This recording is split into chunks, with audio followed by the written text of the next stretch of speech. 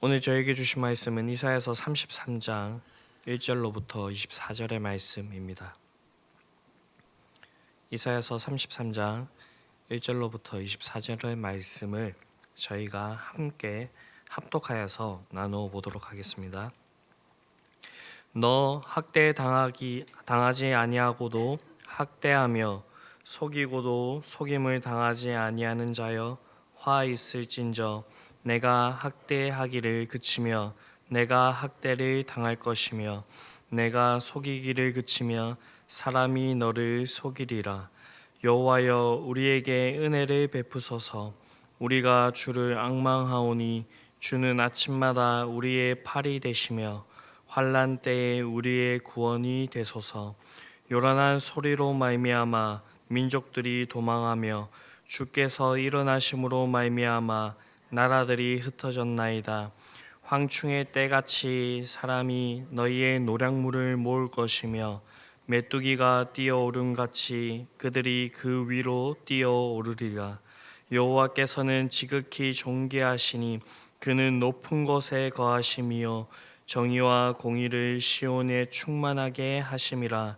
내 시대에 평안함이 있으며 구원과 지혜와 지식이 풍성할 것이니 여호와를 경외함이 내 보배니라.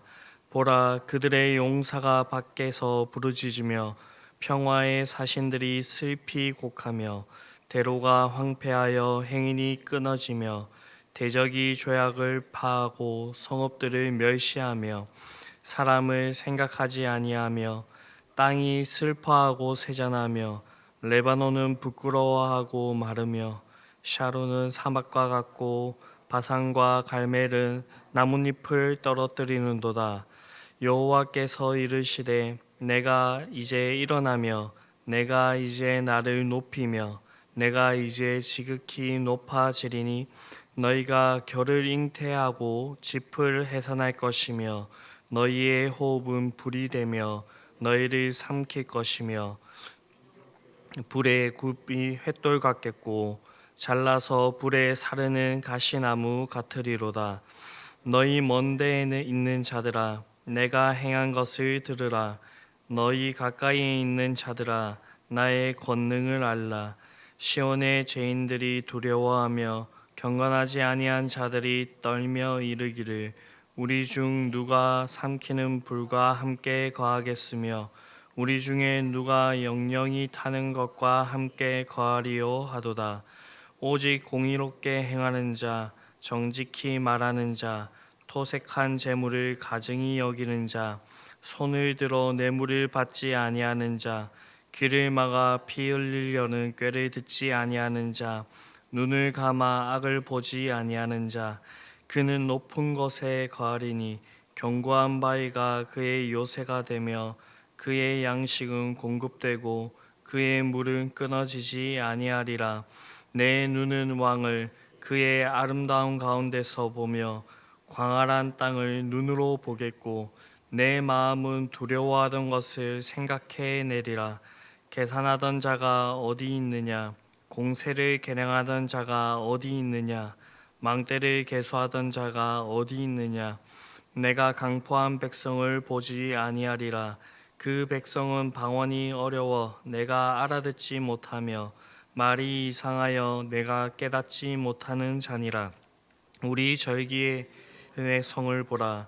내 눈이 안정된 처소에 예루살렘을 보리니 그것은 옮겨지지 아니할 장막이라.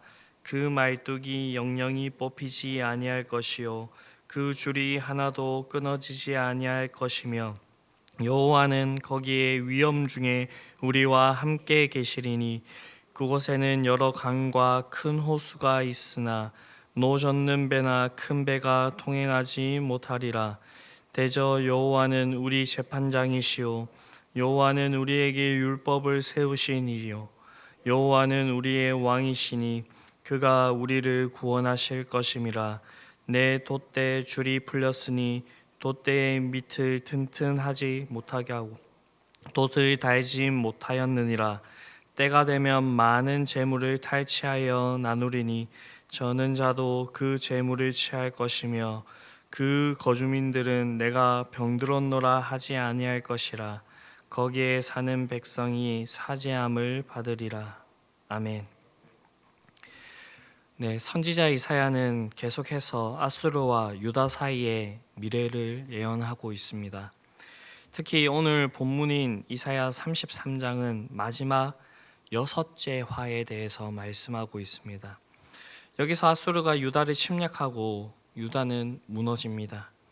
유다가 할 수 있는 일은 그저 우리에게 은혜를 베푸소서라고 부르짖는 것뿐입니다. 하나님께서 이 부르짖음에 응답하십니다. 그리고 시온의 영광을 회복하십니다. 여기서 우리가 알 수 있는 것은 먼저 하나님께서는 환난 중에 부르짖는 기도를 들으신다는 것입니다. 지금까지 5화는 주로 유다에게 임할 화였습니다. 그러나 오늘 본문이 얘기하고 있는 6번째 화는 아수르에 임할 화로 시작하고 있습니다. 히스기야의 아버지인 아하스 왕이 아수르에게 조공을 바치고 아수르의 종이 된 것과는 반대로 히스기야는 반아수르 정책을 펼칩니다. 히스기야는 여호와를 경외하였지만 한편으로는 동맹을 통해서 애굽을 의지했습니다. 그러다 히스기야 왕 14년에 아수르 왕 사네립이 유다를 침공합니다. 아수르의 강한 군대 앞에서 유다는 속수무책이 되었고요. 그리고 그들이 의지하였던 동맹인 애굽은 아무런 힘이 되지 못하였습니다. 이때 히스기야 왕은 라기스를 공격 중인 아수르 왕 사네립을 달래기 위하여서 사신을 보내게 됩니다. 그러나 사네립은 유다에게 어마어마한 금액을 달라라고 그렇게 이야기를 합니다. 그것은 은 300달란트와 금 30달란트였습니다. 이 당시에 유다는 그렇게 부강한 나라가 아니었습니다. 오히려 망하기 직전에 그런 나라였습니다. 이 은 300달란트와 금 30달란트를 모으기 위하여서 이 히스기야는 성전과 왕궁 곳간에 있는 은들을 싸그리 다 모았고요. 그 금을 모으기 위하여서 성전의 문과 왕궁의 기둥에 입힌 그 금까지도 모두 벗겨내었습니다. 그렇게 모은 은과 금을 사네립에게 주지만 막대한 배상금을 받고도 아수르의 사네립은 군대를 돌이키지 않습니다.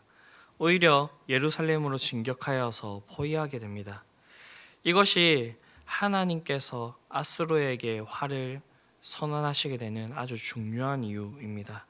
1절입니다. 너 학대를 당하지 아니하고도 학대하며 속이고도 속임을 당하지 아니하는 자여 화 있을진저 내가 학대하기를 그치면 내가 학대를 당할 것이며 내가 속이기를 그치면 사람이 너를 속이리라. 그러나 여기서 유다가 할 수 있는 일은 없었습니다. 본문 7절에서 9절의 말씀을 당시 아수르의 군대가 얼마나 대단했는지 그리고 유다가 그 앞에서 얼마나 보잘것없는 존재인지를 보여주고 있습니다. 보라, 그들의 용사가 밖에서 부르짖으며 평화의 사신들이 슬피 복하며 대적과 항폐하여 행인이 끊어지며 대적이 조약을 피하고 성읍들을 멸시하며 사람을 생각하지 아니하며 땅이 슬퍼하고 세잔하며 레바논은 부끄러워하고 마르며 샤론은 사막과 같고 바산과 갈멜은 나뭇잎을 떨어뜨리는도다. 이렇게 돼서야 유다는 자기의 힘을 의지하지 않고 하나님을 찾기 시작합니다. 2절입니다. 여호와여 우리에게 은혜를 베푸소서.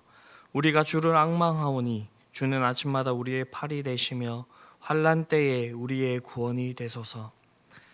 지난날 애굽을 의지하였던 히스기야는 오직 하나님을 바라보며 그분께 간구하며 그분을 붙듭니다.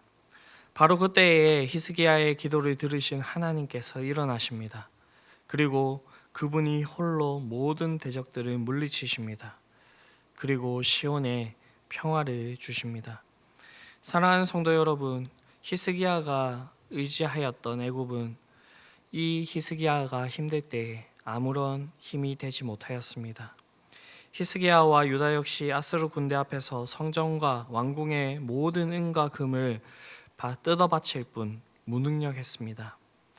우리가 진정으로 의지해야 될 분이 누구이겠습니까? 그분은 바로 우리 주 하나님이십니다. 이러한 사실들을 기억하시면서 우리에게 어려운 일, 환난의 때, 고난의 때가 있을 때에 하나님만을 붙드실 수 있는 저와 여러분들이 될 수 있게 되기를 간절히 원합니다. 다음으로 하나님께서는 환난 중에 부르짖는 자신의 백성들을 구원하십니다. 오늘 본문 10절을 보게 되면 유다의 부르짖음에 하나님께서 일어나 대적들을 멸하시는 장면을 보여주고 있습니다. 여호와께서 이르시되 내가 이제 일어나며 내가 이제 나를 높이며 내가 이제 지극히 높아지리니. 유다의 부르짖음을 들으시는 하나님께서 드디어 일어나시고 그리고 자신을 지극히 높이십니다. 그리고 대적들을 멸하기 시작하십니다. 11절부터 13절까지의 내용인데요. 하나님은 소멸하는 불로써 그분이 일어나시자 대적들은 불 앞에 겨와 집이 됩니다. 불에 굽히는 횃돌과 같이 불에 타 없어지는 가시나무와 같이 됩니다. 대적들을 진멸하신 하나님께서는 그분의 권능을 만방에 알리십니다. 이 큰 구원 앞에서 유다 백성들은 찬송으로 하나님 앞에 나아갈 수밖에 없습니다. 14절에서 16절의 말씀입니다. 시온의 죄인들이 두려워하여 경건하지 아니하는 자들이 떨며 이르기를 우리 중에 누가 삼키는 불과 함께 거하겠으며 우리 중에 누가 영영이 타는 것과 함께 거하리요 하도다. 오직 공의롭게 행하는 자, 정직을 말하는 자, 토색한 재물을 가증히 여기는 자, 손을 흔들어 뇌물을 받지 아니하는 자, 길을 막아 피 흘리려는 꾀를 듣지 아니하는 자, 눈을 감아 악을 보지 아니하는 자, 그는 높은 곳에 거하리니 견고한 바위가 그의 요새가 되며 그의 양식은 공급되고 그의 물은 끊어지지 아니하리라. 이렇게 찬양할 수밖에 없는 것입니다. 하나님께서는 환난 중에 부르짖는 자기의 백성을 용서하시기 때문에 이 백성들은 하나님 앞에 나아갈 수가 있는 것이고요. 이들은 하나님 앞에 나아가 부르짖으며 하나님의 구원을 그렇게 바랄 수가 있는 것입니다. 오늘날에도 이 하나님은 동일하십니다. 그렇기 때문에 우리는 하나님을 의지하며 하나님 앞에 나아갈 수가 있는 것이고요. 그리고 우리를 구원하시는 그 하나님을 바라보며 우리는 찬송하며 나아갈 수 있는 것입니다. 최근에 저희가 사도행전을 통하여서 청소년부 학생들과 하나님께서 자신의 그 나라를 확장시키시기 위하여서 어떠한 일들을 행하시는지를 보고 있는데, 교회는 환난이 있을 때에 기도하고 하나님께서 그 기도를 들으시고 자신들의 백성들을 구원하시는 그 모습들을 우리가 볼 수가 있었습니다. 이 하나님께서는 어제나 오늘이나 동일하시기 때문에 우리가 하나님께 나아가 부르짖을 때에 하나님께서는 우리를 구원하실 것이고, 우리는 그 구원을 목도할 때마다 하나님 앞에서 찬양하면서 나아갈 수밖에 없는 것입니다. 이러한 사실들을 기억하시며 우리에게 구원을 베푸시는 그 하나님을 기억하시며 찬송하실 수 있는 저와 여러분들이 될 수 있게 되기를 원합니다. 마지막으로 하나님께서는 환난 중에 부르짖는 교회를 회복하십니다.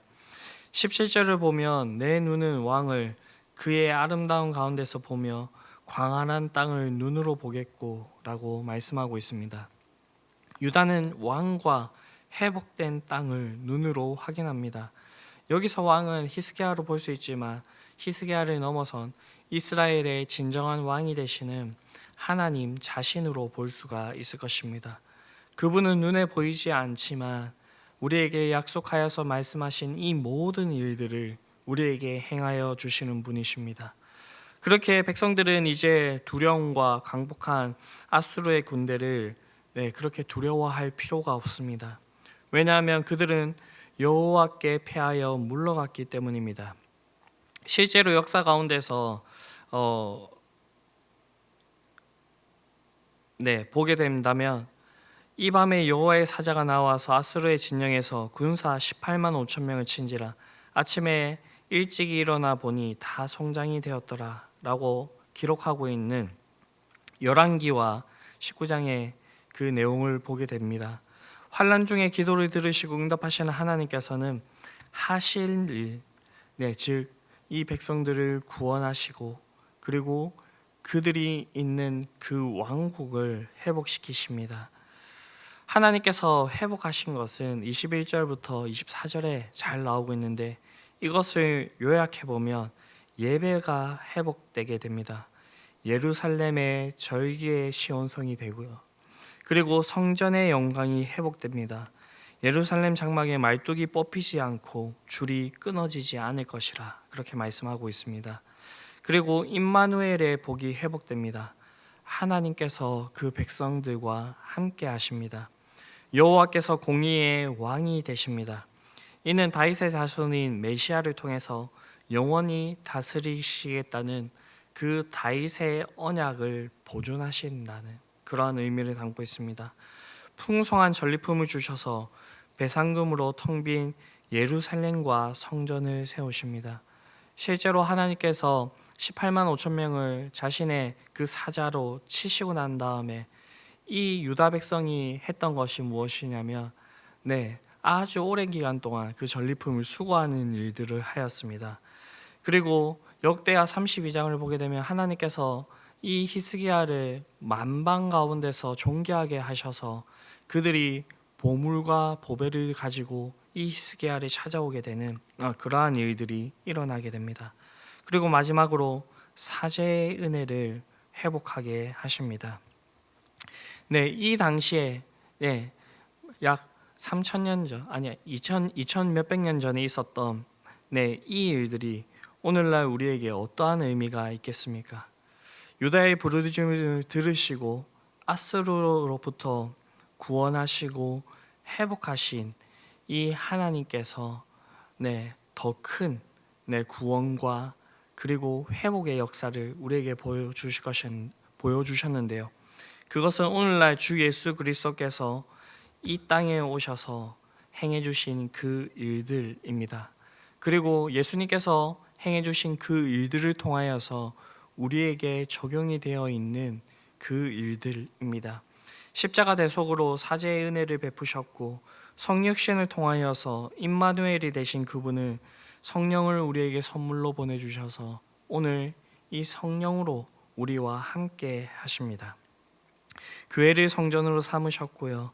성전인 교회가 성령의 은사와 봉사로 풍성하게 하시며 이곳에서 예배가 일어나게 하여 주시고 하나님께서 우리의 예배를 받아주십니다. 그리고 공의의 왕이신 그분이 성령의 내주와 말씀으로 우리를 영원히 다스리십니다. 하나님께서는 환난 중에 교회와 성도의 기도를 들으시고 구원하시고 회복하십니다. 이러한 사실을 기억하시고 우리가 오늘 주님 앞에 나아가 우리에게 있는 이 문제들을 내어놓고 주님께 부르짖으며 하나님께서 그 문제 가운데서 우리를 건지시는 것을 보시게 되시며 그리고 우리를 온전히 회복시키셔서 하나님 나라의 백성으로 살아가게 하시는 그러한 일들이 이 새벽에 풍성히 있을 수 있게 되기를 간절히 바랍니다. 기도하시겠습니다. 사랑과 은혜가 풍성하신 아버지 하나님, 우리를 너무나도 사랑하여 주셔서 우리를 죄악 가운데서 건져주시며 하나님 백성으로 삼아주심에 감사를 드립니다. 하나님, 우리가 이러한 사랑과 은혜를 알아서 우리가 하나님의 백성으로 온전하게 살아가야 되었지만 하나님 아버지 그렇게 살아가지 못한 모습이 우리의 현실입니다. 하나님, 그런 자들을 하나님께서 가만히 내버려 두시는 것이 아니라 하나님 아버지 다시 돌이키시고 다시 구원하시며 다시 회복해 하셔서 하나님 아버지 우리를 주님의 백성으로 주님의 사랑받는 자로 다시 세워주심에 감사를 드립니다. 하나님 아버지 우리에게 이러한 일들이 있기를 원합니다. 우리가 하나님 아버지 주님을 잊지 않고 주님께 나아가며 부르짖게 하여 주시고 하나님 아버지 우리가 주님을 온전히 신뢰함으로 의지함으로 하나님 아버지 이러한 은혜가 우리에게 풍성히 있을 수 있게 되기를 원합니다. 하나님 아버지 그렇게 함으로써 하나님 아버지 우리가 진정으로 하나님을 의지하는 자로서 하나님의 그 사랑받은 자로서 하나님의 영광을 나타내는 자로서 그렇게 살아가게 되기를 원합니다. 이 새벽에 우리가 주님께 부르짖을 때에 우리를 붙들어 주시옵시고 우리를 그 죄악과 하나님 우리에게 있는 그 환난 가운데서 건져 주시며 우리를 회복해 하여 주시옵소서. 이 모든 말씀 우리를 구원하신 예수 그리스도의 이름으로 기도드립니다. 아멘.